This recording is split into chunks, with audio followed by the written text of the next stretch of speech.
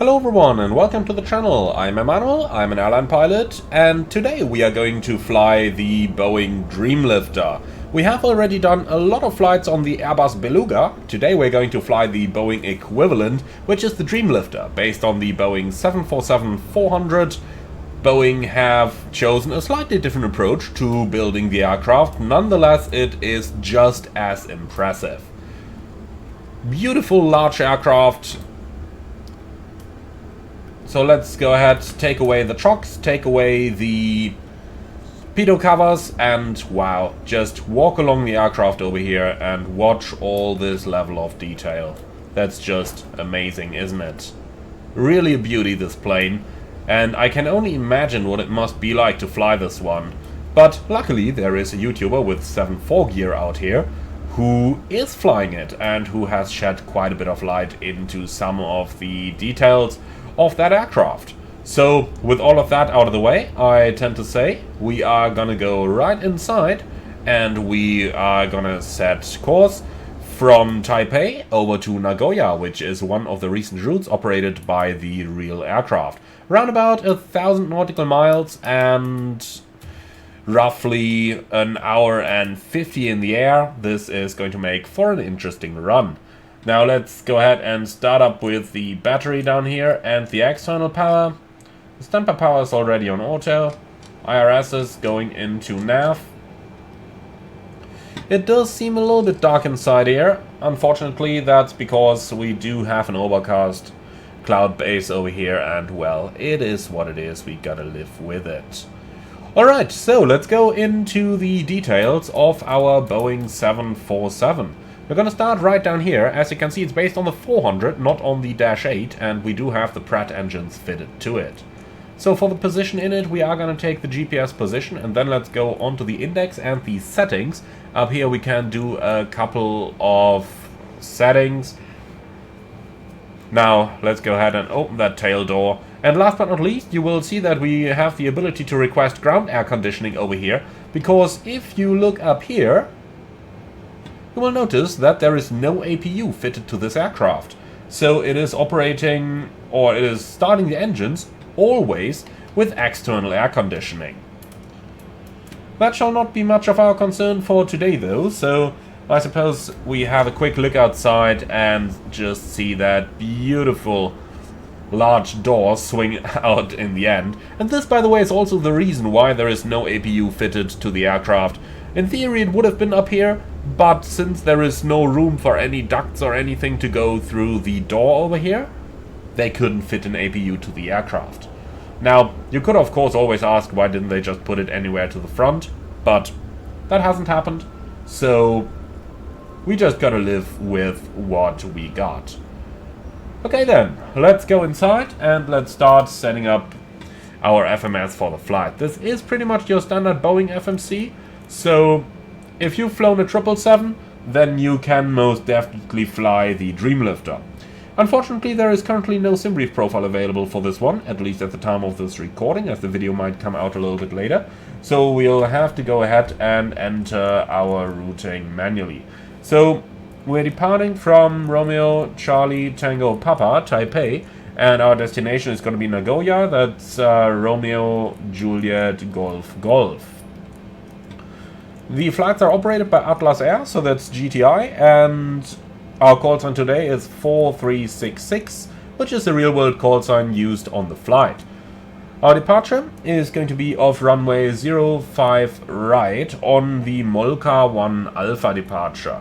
Then let's go over to the route, and we fly via Airway Mike 750, and then convert onto Yankee 755.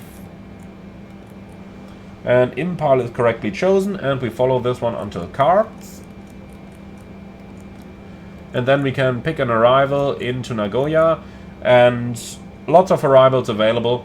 For ease of use, ILS Zulu runway 36, we've got the card Sierra arrival, and that's it already. So let's go over the routes, let's have a quick look at this, and that's all looking good. Activate, execute. Performance in it then. Now this is where we gotta apply a little bit of best guessing here, since we don't know the fuel bias for the plane, but it certainly will have some sort of a bias. Let's make it easy. Reserve 10 tons, Today's zero fuel weight, 212.4. Cruise flight level 390. Cost index 69. The rest over here can remain as it is. Then let's go over to the takeoff page, and we're going to accelerate at 1,000 feet above the ground. Last but not least, progress page, 1,033 nautical miles versus a planned distance of 1,031. So that's all good for the time being. So, RCTP onto the fix page, 25-mile ring for MSA awareness, and that's it already. Good. So, then let's do our flight deck inspection. So, starting up here, IRS's nav, standby power, auto power, or electrical power is on. Hydraulic systems we can keep off for the time being. Then, moving further up,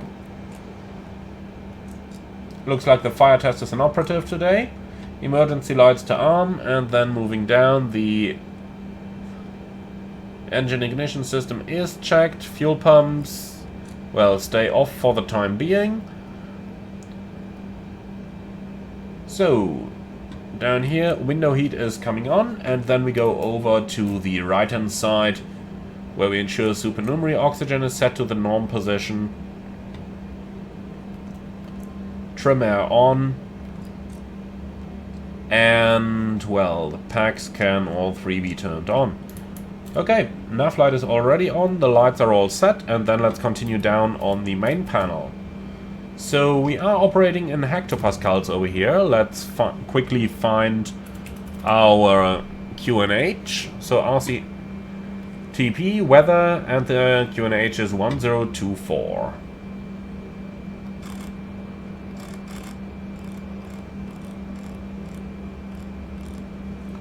And that's set. Okay, on the main panel everything is set. Moving down then, you can go back into the up position. For the comms, 122.8 active on VHF left, 121.5 onto VHF right. We want to transmit on number 1 and listen to that as well. Oh, that's interesting. That knob is a little bugged, it seemed. Okay, anyway, we'll ignore that for the time then. Transponder standby, 2000, auto brakes RTO, and that's our flight deck setup basically completed. So let's do a quick check of our SIDs. Charts, airport, we want to pin the general chart and the parking chart, and then for our departures. We have runway 05 right, so that's gonna be that one up here. Okay, let's see what we have. Molka departure is straight ahead to Tango Papa 064 Nipas, and then towards Robin, Papso, Kikit, and Molka. And that's it. So there is no navigate or anything the likes. Easy going. Then we can quickly pin this. Bring up the ground chart, and that's it. So we're parking down here. 05 right is straight ahead, Sierra, and then we take the full length for the departure. 3,800 meters are available over there. Okay. So, what do we have here? Engine shutdown, hydraulic pressure, TCAS. Okay. Recall, anything else? Nope. Excellent. Alright, so let's go back into the menu and... well, tell you what, before we go there, just a quick look at that incredible door. I mean, how much must this entire section of the airframe weight over there? That's easily like 10 tons, I would say. Just look at that. I'm sure you could find some cool perspective, like somewhere over here, and say, oh, I broke my airplane. I snapped it in two.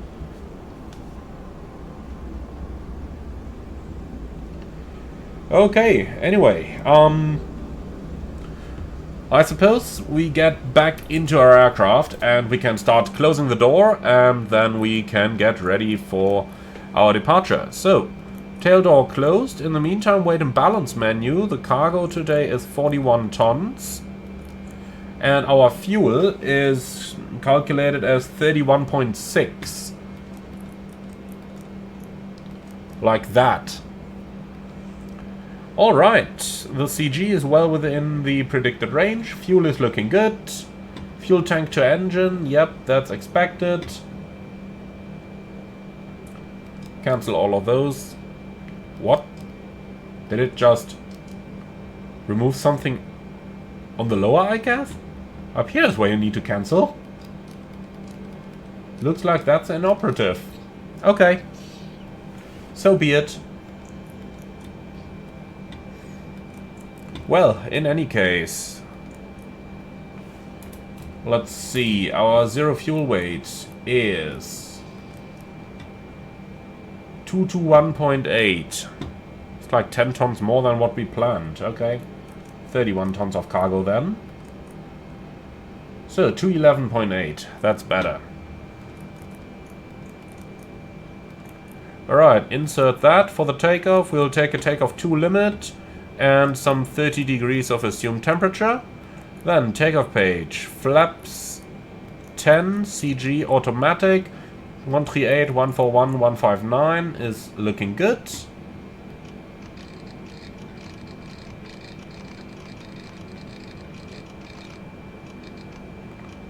And that's dialed up. So, the runway track is 054. Let's find a way to dial that in.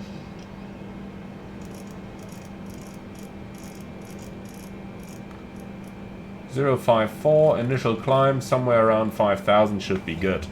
Alright, so.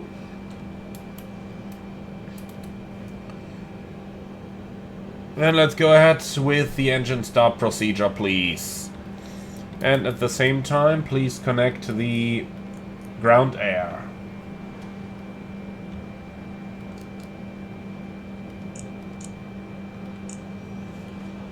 Okay, ground air is connected. Then, hydraulic system auto.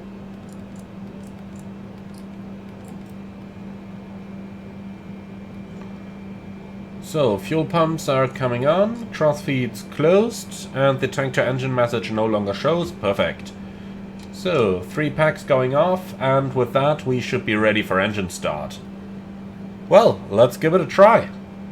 Engine 4 start.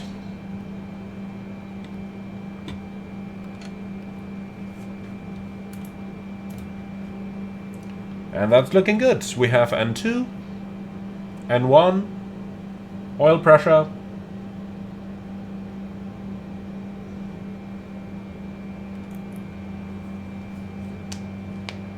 So it is going to take a little while for all the 4 engines to start. Our aircraft is not equipped with an auto start system, as you can see by the auto start knob missing down there. So without auto start system, we can only start 1 engine at a time. With auto start system, you can start 2 engines at a time, which most certainly makes it a little bit easier. Let's just call it like that.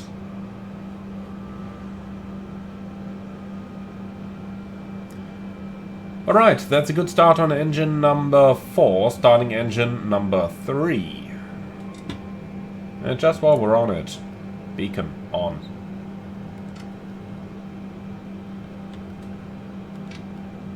Okay, starting engine number 3.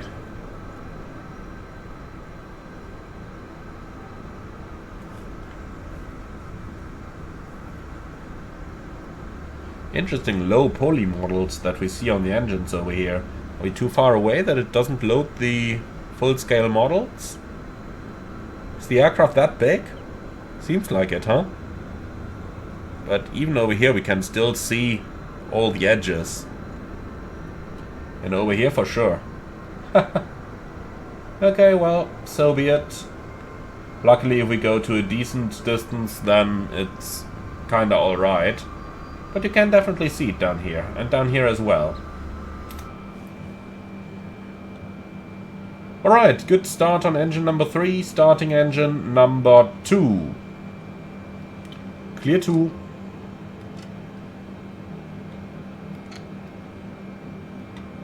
And engine 2 start. Can we see anything here? No, unfortunately not.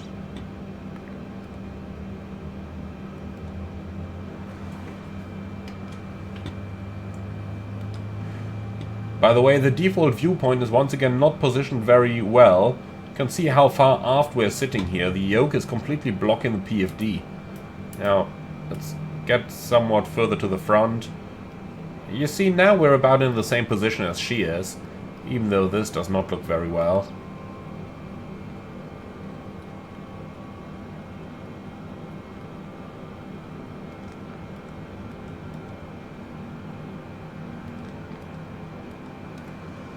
Okay, we have a good start on engine number 2, starting engine number 1. Clear 1.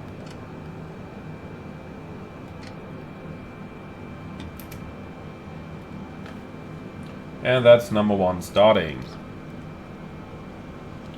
One more, then we have it. So let's see, we have N2 increasing, N1 is increasing, even though a little bit fast probably. In 3% N1 and 20% N2 seems rather much to me. Oil pressure is coming up, so is the oil temperature. The engine vibrations are rather high down here. 1.7 on an idle engine is quite a lot. Normally you'd see values like 0.3, 0.5, something like that. Okay, ground, we have 4 good starts, clear to disconnect, show me the pin on the left side, and have a wonderful day. Bye-bye.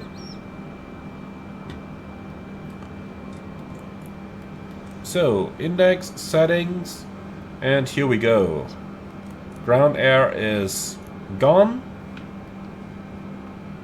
So, there is no APU to shut down.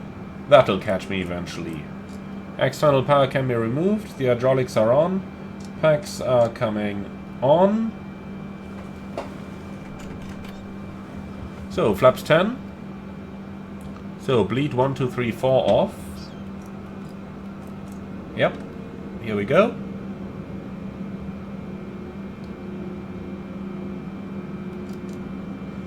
Okay, flight control check. Full up. Well, doesn't really go full down, huh? Neutral. Full left. Full right. Neutral. And the rudder. Full left, full right, and neutral. Okay. So we taxi straight ahead and then out to the left-hand side, please. Clear on the right side. Clear on the left side. And by the way, looking to the left, we've got an EFB holder here. Why didn't they put that EFB into here? Just while I notice it. Okay, let's go. And transponder on.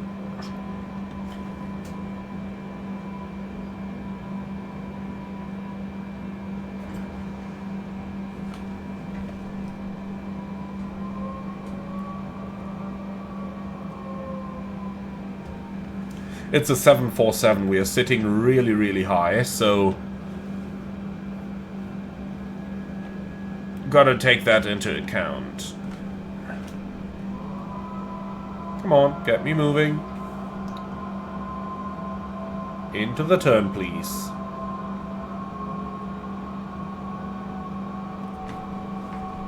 Ooh, barely wants to go into the turn. This is full tiller.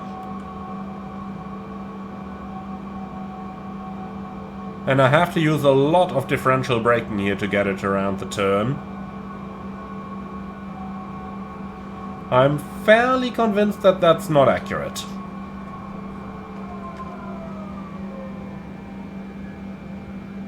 Again, full input to the right.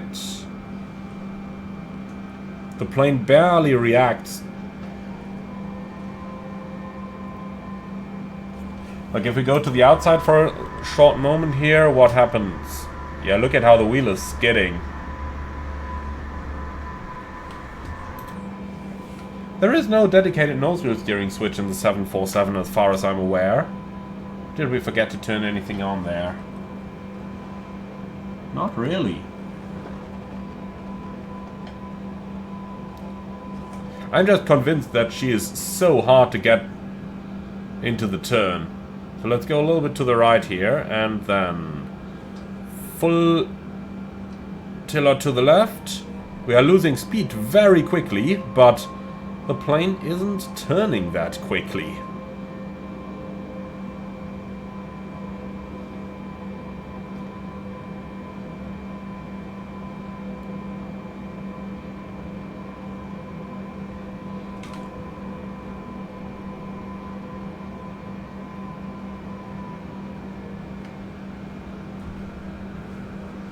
I'll go a little bit to the left once again, so that we can take the turn at a little bit steeper.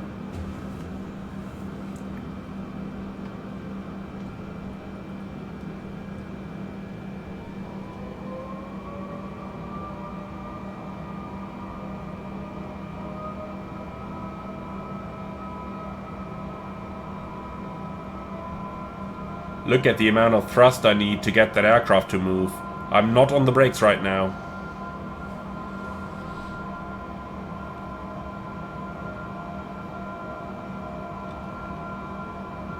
Well, that is certainly very, very interesting taxi behavior here.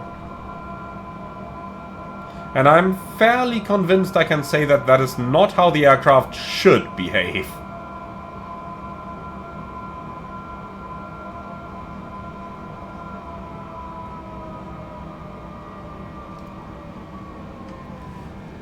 So, up at 30 knots, now we can go straight until the runway end. Okay, the flaps are already out, so weather radar coming on my side. And we are clear to line up, so transponder on. We can keep the packs on for the takeoff here, strobe lights coming on, and the landing lights. Alright, that's the before takeoff checklist already complete.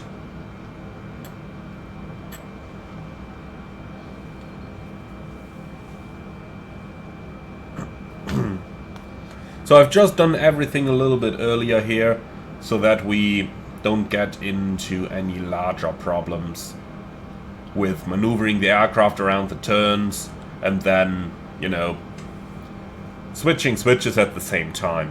Also, it's been a little while for me since I've flown a 747, even though I did fly it so incredibly much when the PMDG 747 came out back for P3D. The 747 back then was my go-to choice for learning my ATPL theory. I basically started to work, or started a long-haul flight, and then while that was in progress, I started to work on my ATPL theory. No better motivation than a 747, right? Okay, so speed down to 10 knots. Let's get it into the turn here. We're clear on the left, and we are clear on the approach as well.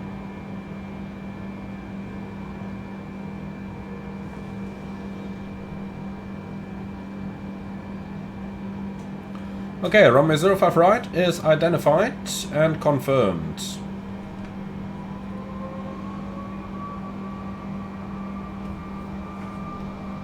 Okay, LNAV, VNAV. Let's not get too quick here on the liner.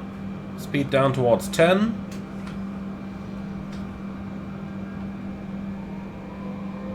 Are you ready for a rolling takeoff? Yes.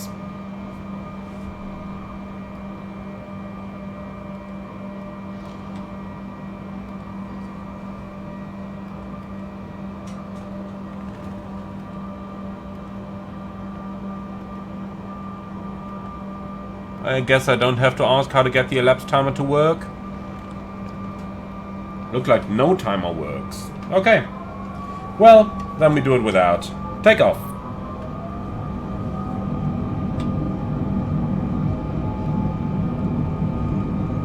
Takeoff thrust set, indications normal.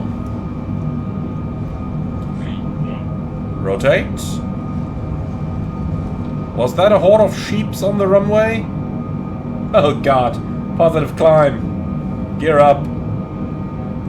LNAV. Flight director is commanding weird things here.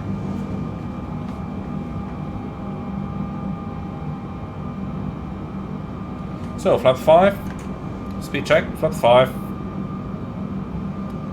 Flaps 1. Speed check, flaps 1. And flaps up. Speed check, flaps up.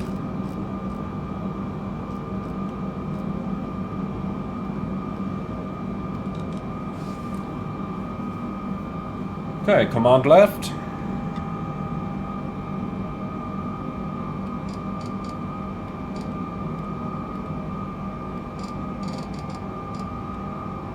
Strangely enough, I can't get my gear lever into the off position.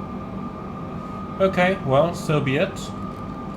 Let's dial up the altitude, flight level 390, and then we gotta fly with the gear lever in the up position. If that's what it is, that's what it is.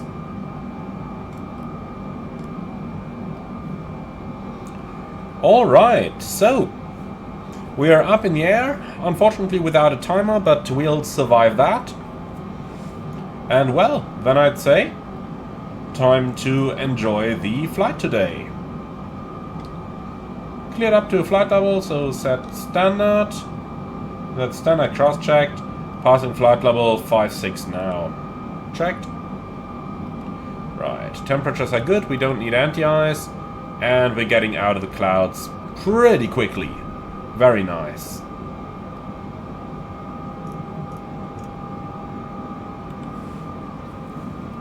"4,000 feet a minute rate of climb."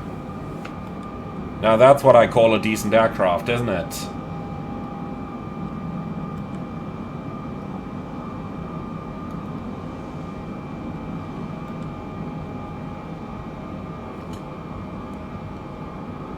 And here we are, making it out of the clouds. Always the best feeling, seeing the sun for the first time on a flight.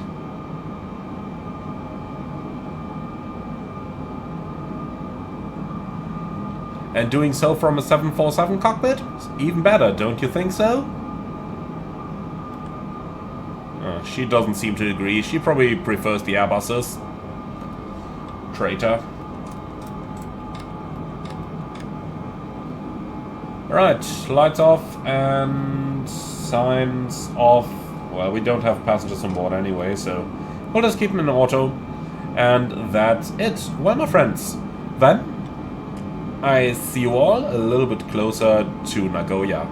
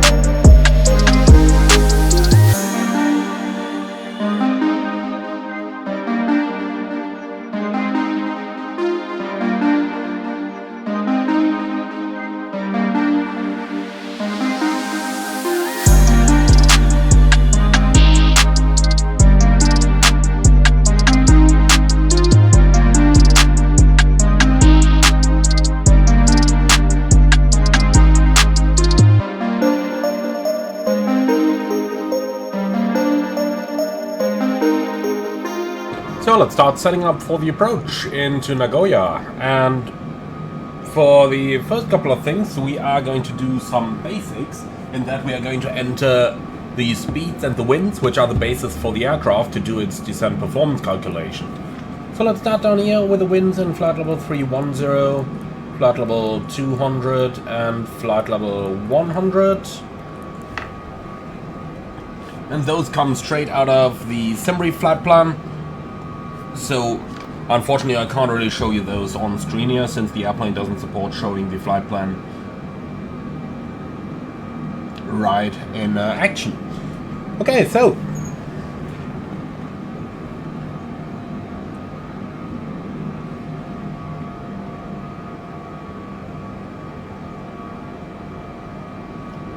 what do we have? Flight level 310, 243 at 162. That's the kind of wind I like. Only wish I could enter the slash. No, it's blocked. Do I need to pull my speed brake now?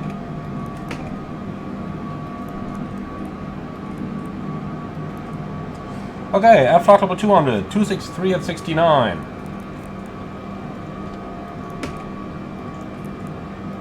And flight level 100 is 267 at 41.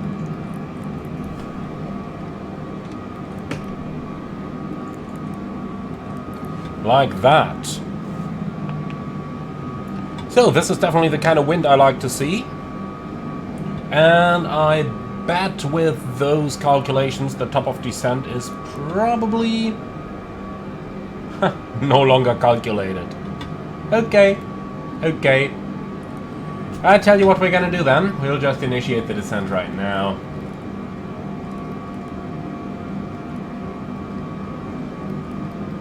Oh, look at that! Suddenly we have a profile again. It's strange that the plane doesn't show me the profile before we actually initiate the descent. But anyway, down we go. Apart from that, all we need is the airport code. Then we do need the 25-mile ring, and last but not least, some charts.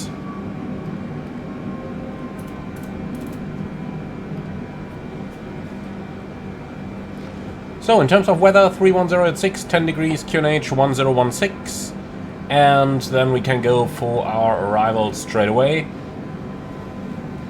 So for the landing, we have planned runway 36 with the ILS Zulu approach. So 36 south arrivals, that must be it.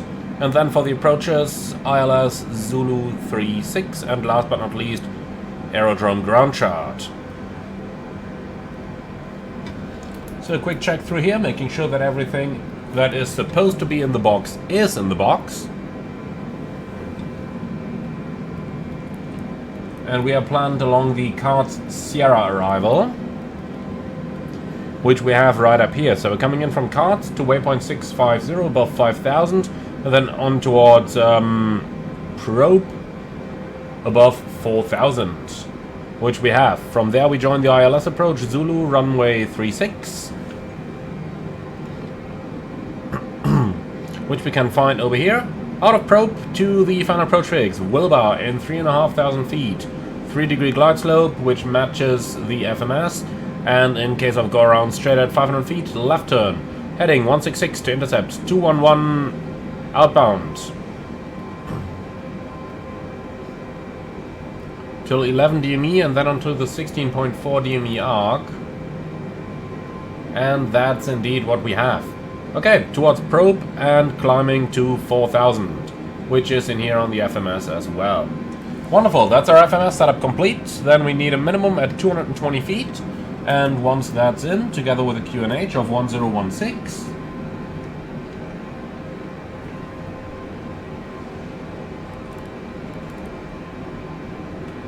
so a little bit turbulent right now. Just a little bit. So QNH pre-selected, and let's try and get that minimum in.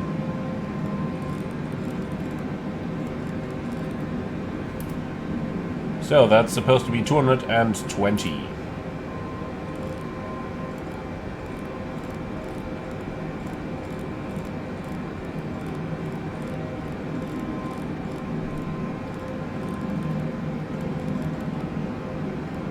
Here we go. Alright, that's our setup complete. Let's get a couple of speed brakes out to get our airplane down. 170 knots of tailwind surely don't help with it. But this is actually full speed brake now. And then I see you as we're getting a little bit closer to the destination again.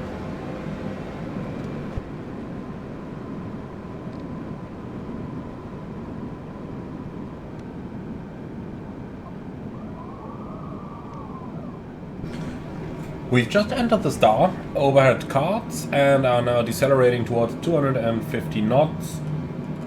Let's set the altitude down to 5,000 in line with the arrival, and then we can start to run our 10,000 foot flow. So for that, the lights are all coming on.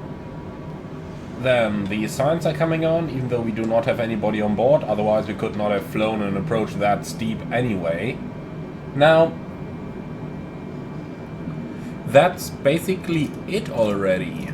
We are on the QNH 1016, descending to 5,000 feet. I have a feeling I do need the speed brake once again. So let's get that out into the flight detent. And yeah, we did have a rather steep descent earlier already, where we had to go down at up to like 7.5 degrees nose down, which was unfortunately necessary in order to reach our descent path, since the VNAV calculations were a little bit off.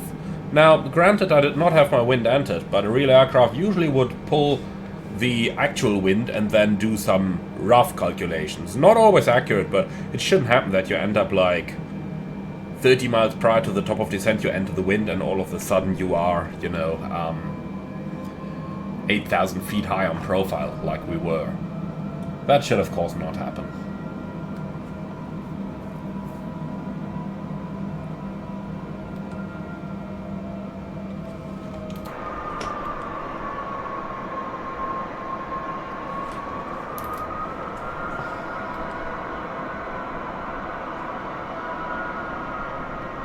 What a strange-looking airplane. That's really all that comes to my mind here. What a strange-looking airplane.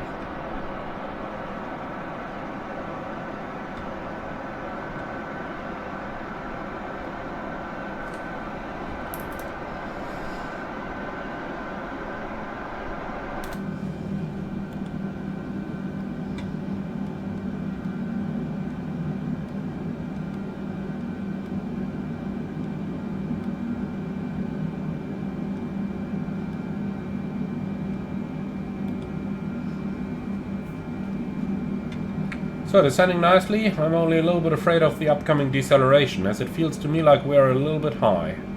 19 miles out, 7,500. Yeah, I tell you what. Here comes the speed brake.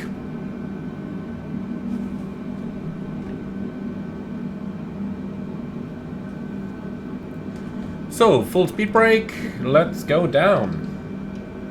250 knots. And then we can descend initially to 4,000 feet.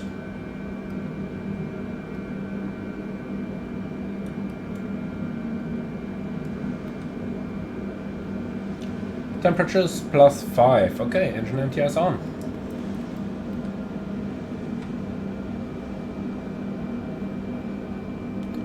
And we're out of the clouds again. I'll just keep the NTS on for a second here, just to melt anything that might have built up previously.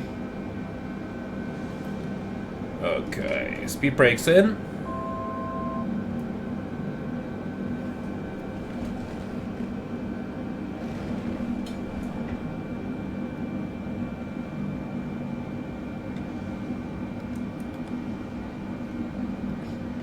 Alright, cleared for the ILS approach.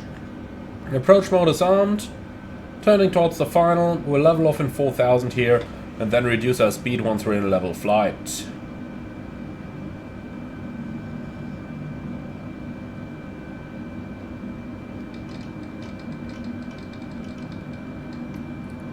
So, speed goes down to the up speed.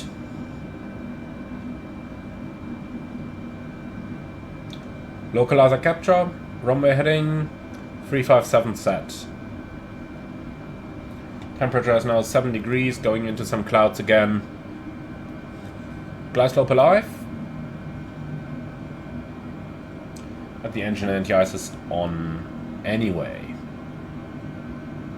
Okay, flaps 1. Speed checked. Flaps 1.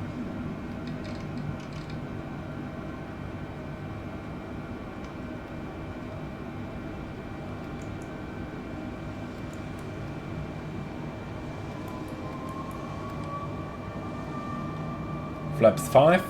Speed checked. Flaps 5. Glide slope capture.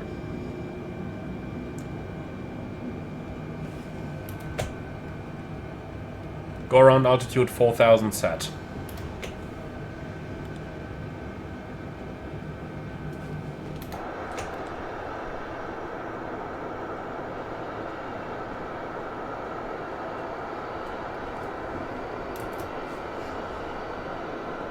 Looks so strange with the door hinges over here. But overall, really a nice looking airplane, isn't it? Strange, but kinda nice. Imagine this to be filled with passengers rather than cargo. That thing would easily be larger than the A380. It's just a huge bit of an aircraft if you imagine the size of the door and a person standing in there, and then imagine how large the aircraft actually is. In any case, I have a feeling that we have some flying to do.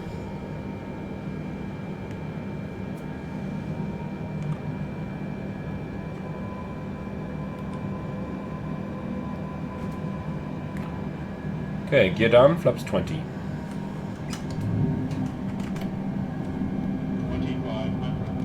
Terrain noted.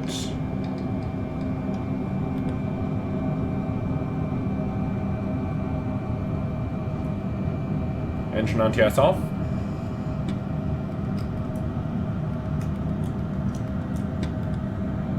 Engine anti-ice is off. Flaps 30. Speed checked.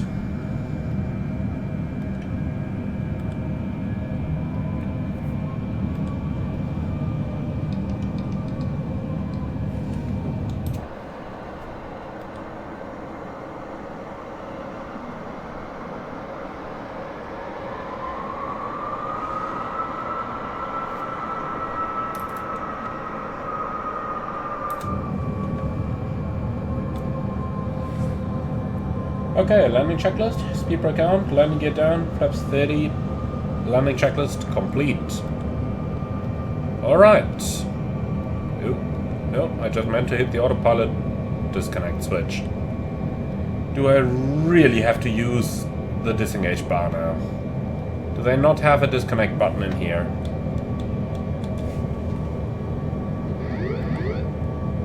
Okay, it works via the joystick assignment. Well, that's something. Okay, we need to be a little bit careful on the landing. If you have a look at the pitch, you can see we're basically approaching wings level over here. So that, of course, bears the risk of landing nose wheel first, which must be avoided.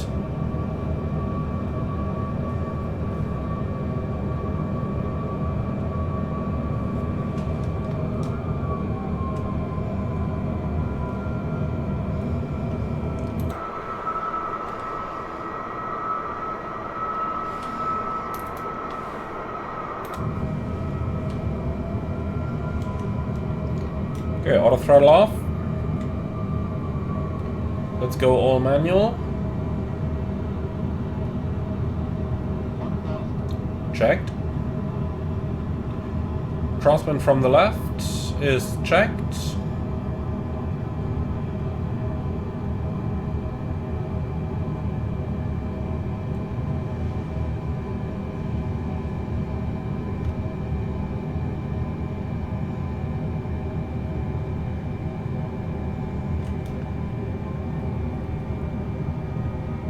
Okay, nice and stable.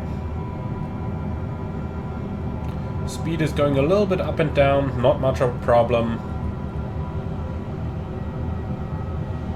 That's how I like it.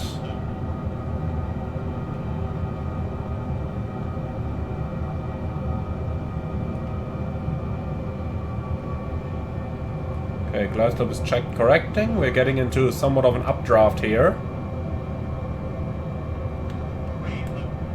And back on the glide.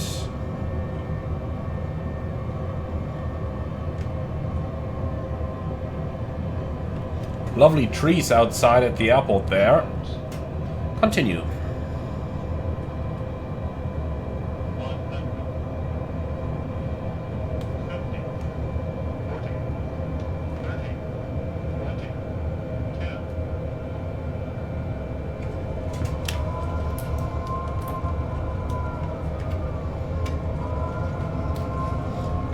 Come on. That was interesting. So, speed brake, gap thruster is normal. Manual brakes. Auto brake.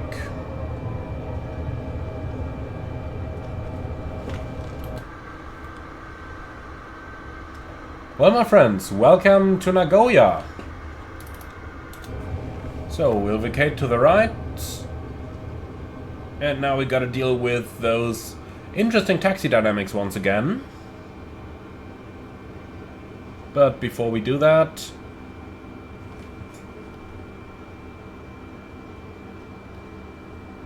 so transponder, flaps,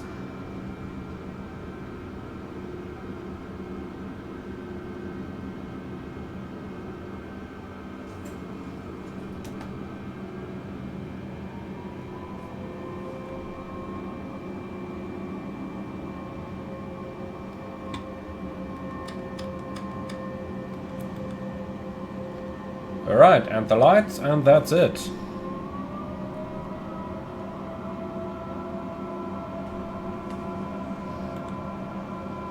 Wow, getting the plane around this turn is not exactly easy.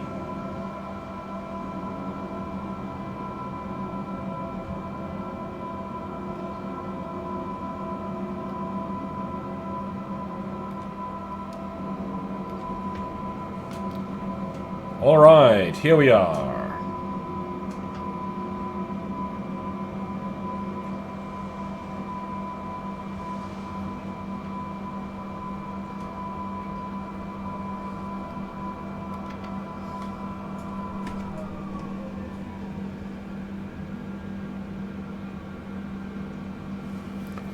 Perfect. So there's no after landing checklist here. So let's just go ahead and taxi over to the Boeing hangars. As you can see, there's one of our companies here already. They do have 4 Dreamlifters, in case you're wondering, so we'll be parking next to him. It looks like he's unloading something. The hinge is actually open.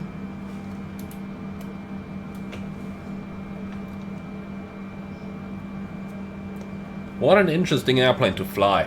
It must be a challenge to fly for Atlas Air. You have 747-400s, 747-8s, you have the Dreamlifter.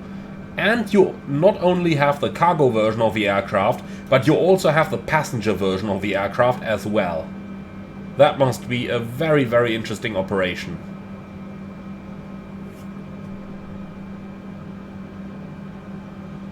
I tend to say if there is one set of pilots who really know the 747 in and out, it's probably these guys.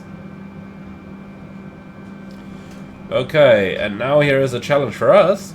Let's try to get the aircraft around the turn over here.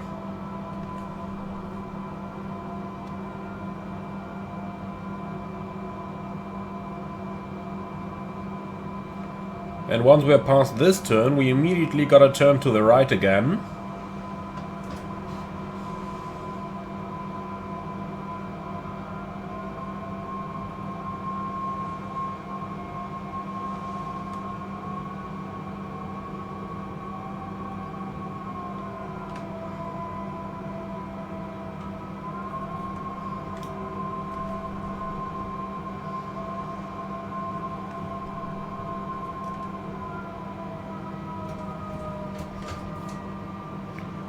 Okay, so now comes the next 90-degree turn to the left.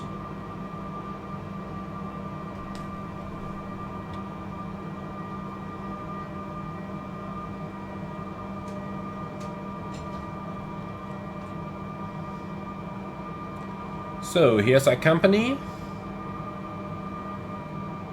But we are gonna go the other way.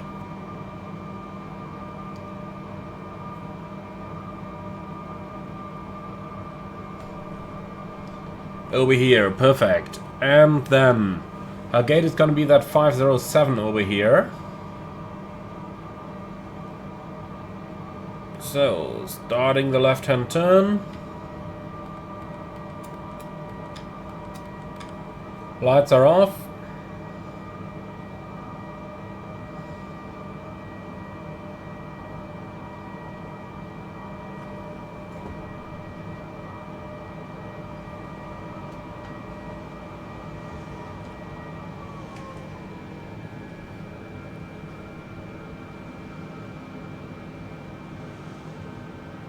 Okay, a little bit further forward until about here. Yeah, let's bring it to a stop. Okay, parking brake set, no ground power. Well, shut down the two engines on the right hand side, please. Maybe that's gonna be a trigger for them to connect the power. No? Okay, that's a problem, because the airplane doesn't have an APU.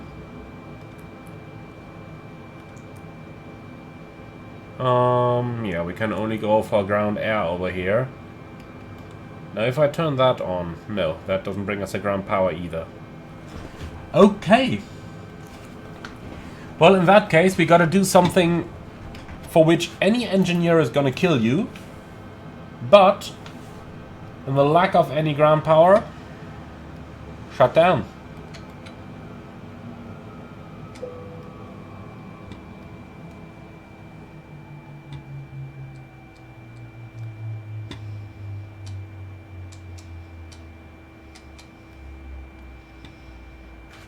Okay, so let's just bring the switches into the correct positions over here, like so, and then power off.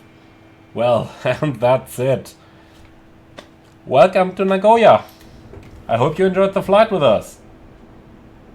Well, I didn't actually park all too bad. Surprised to see that. Okay, in any case, guys, I hope you have enjoyed this one. Be sure to leave your like and comment underneath the video. Let me know what you think about this one.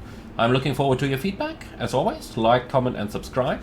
And if you really love what I'm doing on this channel, I would appreciate a small donation through the Buy Me Coffee link in the video description below.